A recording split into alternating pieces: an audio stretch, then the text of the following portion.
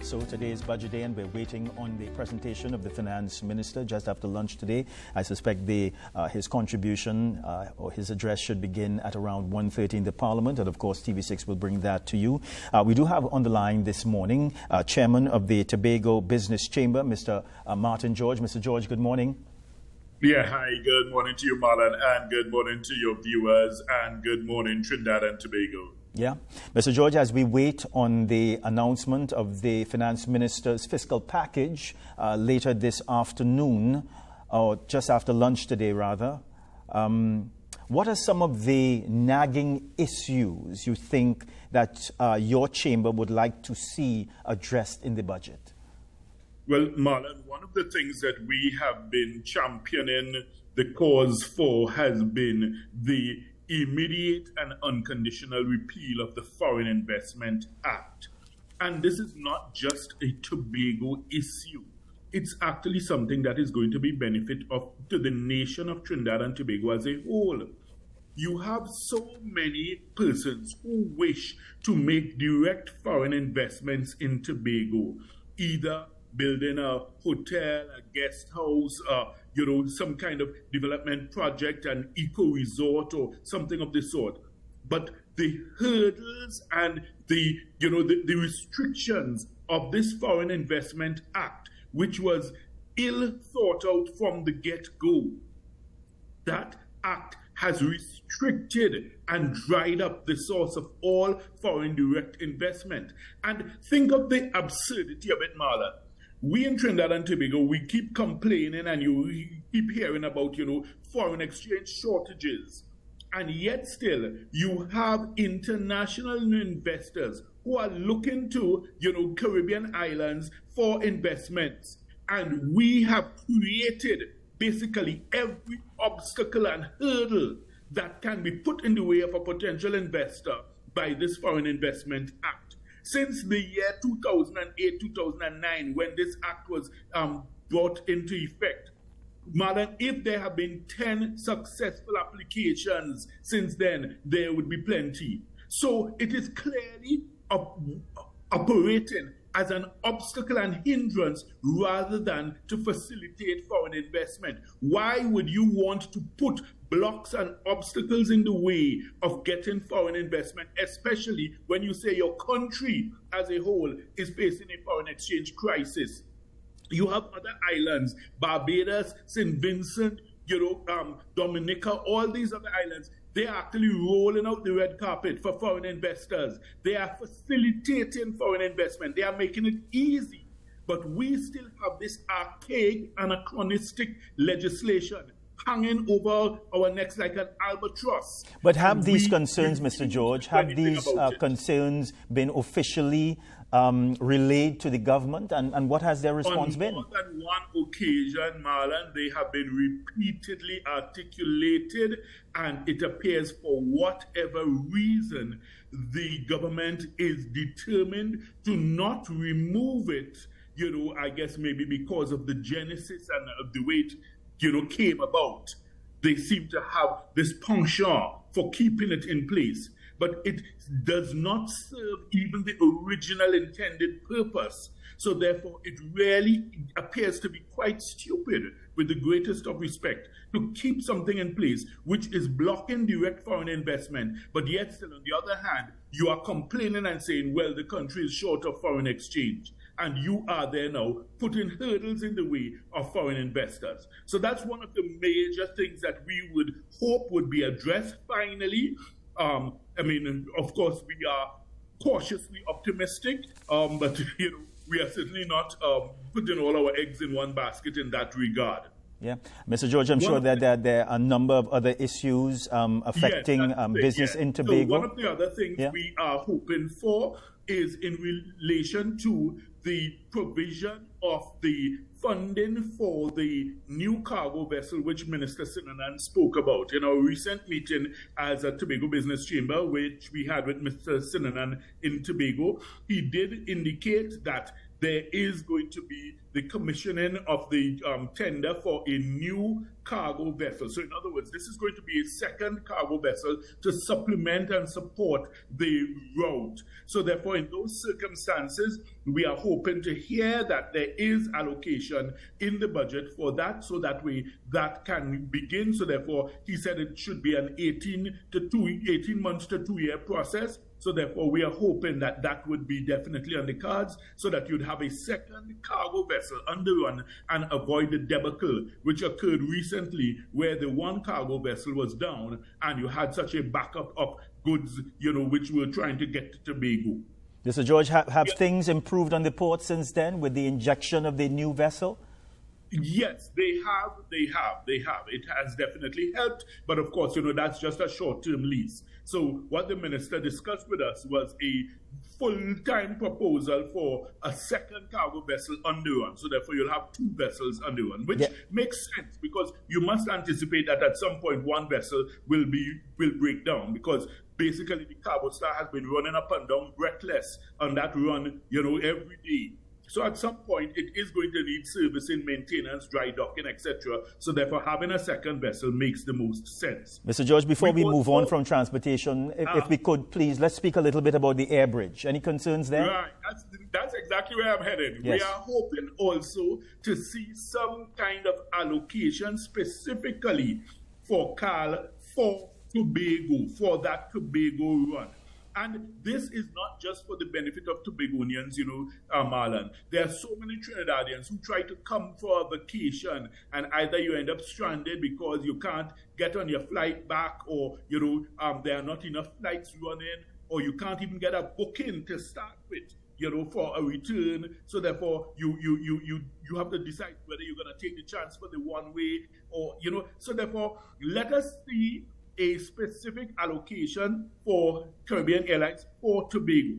We've heard Caribbean Airlines complain that, in terms of putting on the extra flight, it's a cost, but yet still you see them expanding up the islands, they're providing services to St. Kitts, to, Cuba, they're providing services to Venezuela. So therefore you have money for these things. So we are saying then, okay, make a special allocation for Tobago, because this is an essential service. It's not just for fun and pleasure.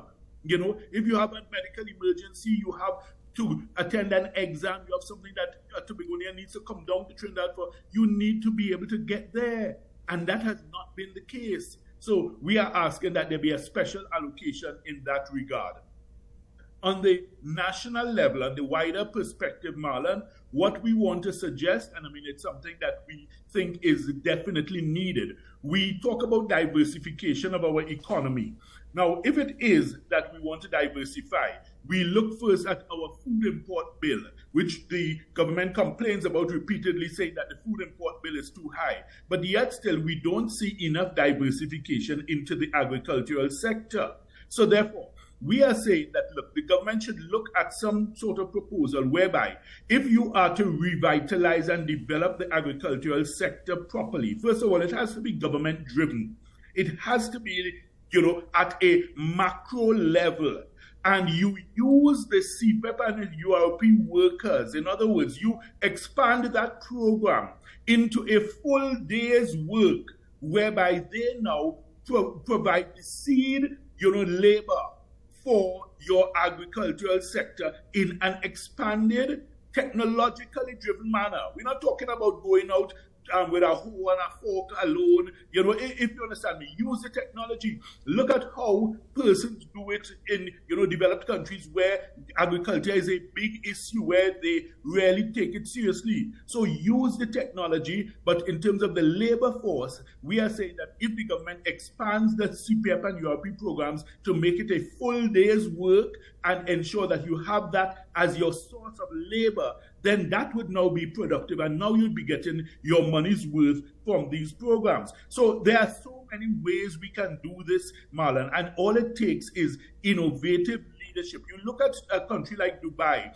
where they decided so many years ago, they have much more oil and gas than we could ever have dreamed of. And they decided, listen, we're not going to rely on oil and gas. We're going to diversify into tourism. They've now become the tourism hub of the world.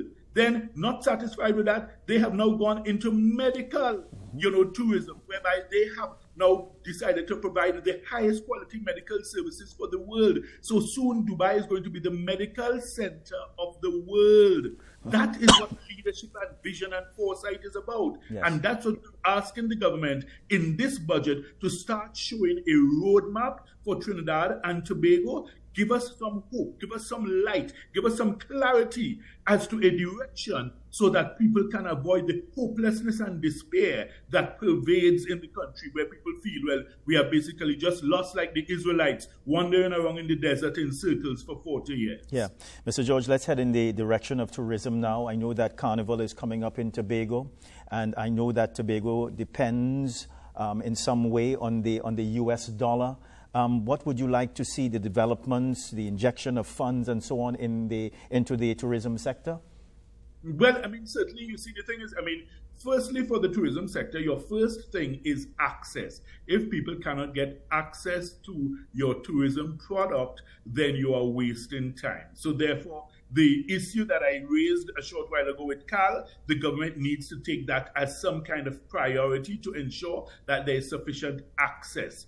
You have Caribbean Airlines booking persons from overseas to come to Tobago. So therefore, you have them landing in Port of Spain, and on same Caribbean Airlines, they have a connecting flight to go to Tobago. But yet still, the flight that is coming in from overseas is landing at a later time than the cutoff time for their flights to go to Tobago. How could that ever make sense? You're asking a foreigner to know what, overnight in the airport, or to try to find a hotel for the night. You're going with your bag, your baggages, everything, and then you have to hustle to wake up early to come back in the morning to the airport. Come on, we have to do better in terms of that. In terms of the rest of the tourism product, there are a few projects that we have seen that have been spoken about. So we'd like to hear more about that, because I think the government is partnering with a couple of these private entities in terms of those projects. We'd also like to know what's the overall plan in relation to the Magdalena, which basically is still your largest hotel on the island, so therefore we need to have some clarity and direction in terms of that, hotel, and where the government plans to go with that. We also would like to see, in terms of the overall tourism plan for Tobago, how the government plans to position Tobago as a major player in the tourism sector in the Caribbean, because right now we are basically last. We are playing catch up to everybody else. You look at all the other islands. Look, St. Vincent is opening their new sandals, and they are boasting about it because they're basically saying that it's the money that was to be the Tobago sandals that has been diverted there. Curacao just opened another one earlier this year. And the fact of the matter is that we really have missed the boat. We have dropped the ball. We don't even seem to understand what we have as our tourism product. And we have this dichotomy where you have, the marketing of Tobago is not really focused in the direction where it should be. So these are some of the things we'd like to see addressed, and we are hoping that the Minister of Finance gives it sufficient priority. Yeah. Mr.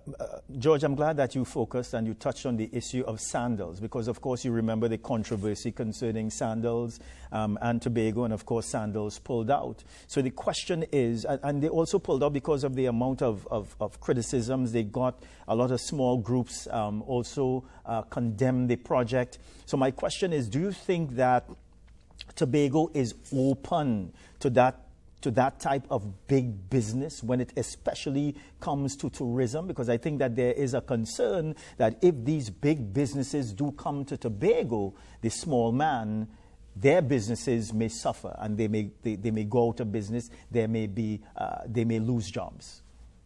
Well, okay, all right. So it's a question of giving the clarity and the explanation and using the examples of actual scenarios. And I will use the example of Grenada, all right, because I have been there speaking with hoteliers, small operators.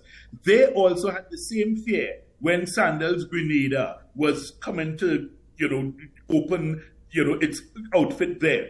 they feared that, look, well, if Sandals comes, we will never have any business. They will take all the business. And do you know, it has actually been the opposite. These same small operators, they are the ones in Grenada singing the praises of Sandals, because you know what? When there's the overflow and Sandals is beyond capacity, all the spillover comes to them. In addition, the fact that Sandals has marketed Grenada as a destination means all these other smaller operators are benefiting. Because when you see on international news or international billboards, Sandals Grenada, somebody who knows the Sandals brand may say, hey, listen, let's go Grenada, because, there's a Sandals there. And that's the point that I think many Tobagonians missed or didn't understand.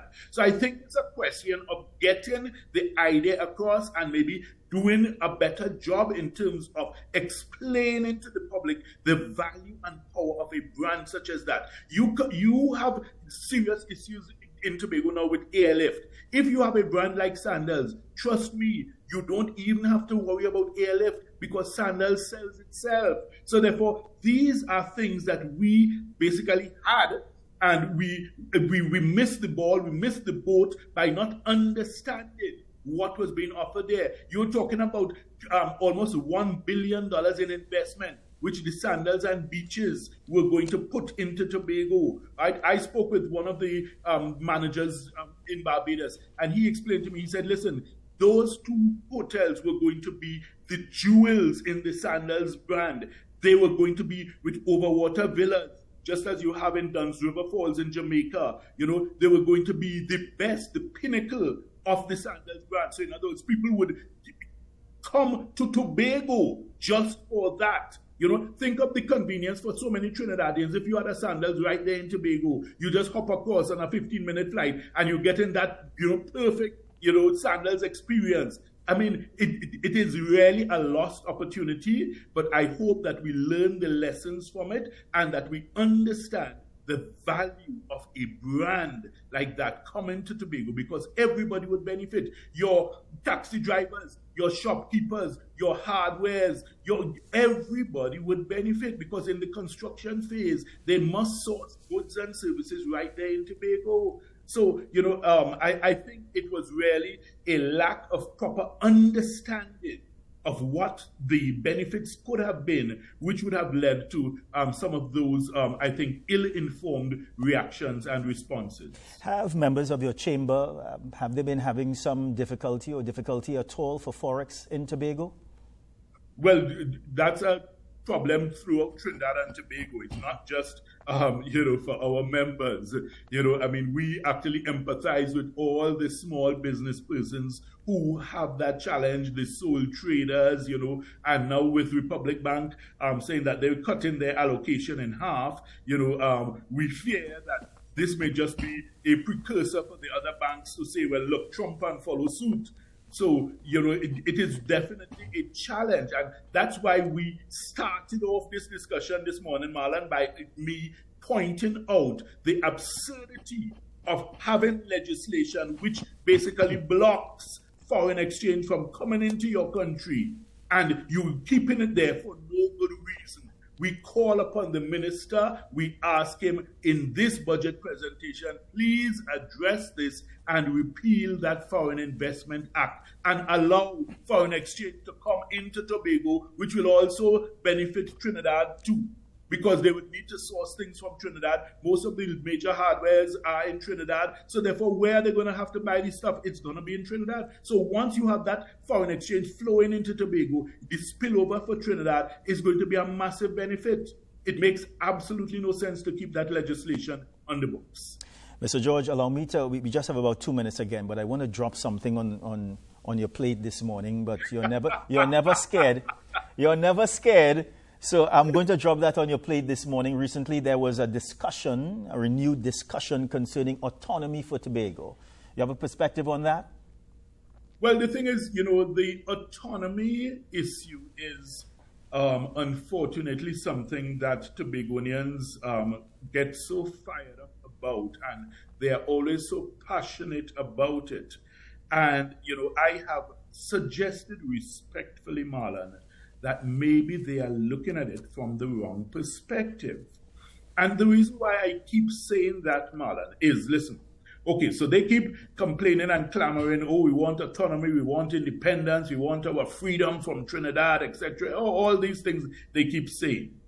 And my point is, focus first on your economic and financial independence. Because once you have that, then you don't need to even ask anybody for independence or autonomy, or you can make your own decisions. So, it's a scenario where, if, for instance, Marlon, you look at a situation where a young child growing up in your parents' house, you're dependent on them for food, clothing, shelter, transport, everything. But when you become a man, and you have a big job like Marlon, and working in a big establishment, and you're making your own money, you don't have to go to your parents and say, well, mommy, daddy, could I move out? No, you could go and you could tell them you're moving out. You say, listen, hey, I'm earning enough. I'm going to rent somewhere. So you need to look at it from that perspective, because the question is, if Tobagonians get full autonomy tomorrow or full independence, and that financial umbilical cord to central government is cut tomorrow, what are they going to do? Where are they? You look at what is the earning in Tobago. The last budget presentation, they indicated they earned about just over $200 million, but yet still their expenditure is close to $4 billion. So therefore, you are way out of whack in terms of what your financial intake is as compared to your expenses. So you need to focus on that first before you get chained up and carried away with these ideas of autonomy, because it's going to come, Marlon, like a dog chasing down a car. You chase down the car, breathless. You want to chase this car, you're chasing it down. When you catch the car, what are you going to do with it? Yeah. You sniff around the car, okay, maybe you pee on the tires. After that, what? So you need to step back, do a reset, do a rethink. How is this going to benefit me if I don't have that financial independence and that economic underpinning to be able to chart my own course? Look at Haiti. Haiti was the first Caribbean island to gain their quote-unquote independence. Look at Haiti now, 200 years later, still can't find their way. So you sometimes have to be careful what you ask for. If it is that you are not planned and ready and prepared to be able to handle it in a manner that is self-sustaining and self-financing. Mr. George, as always, thank you very much for your sober-minded thinking this morning. Yeah? Talk to you soon, sir. Pleasure, Marlon. All right, bye for now. A great morning to you. Yeah.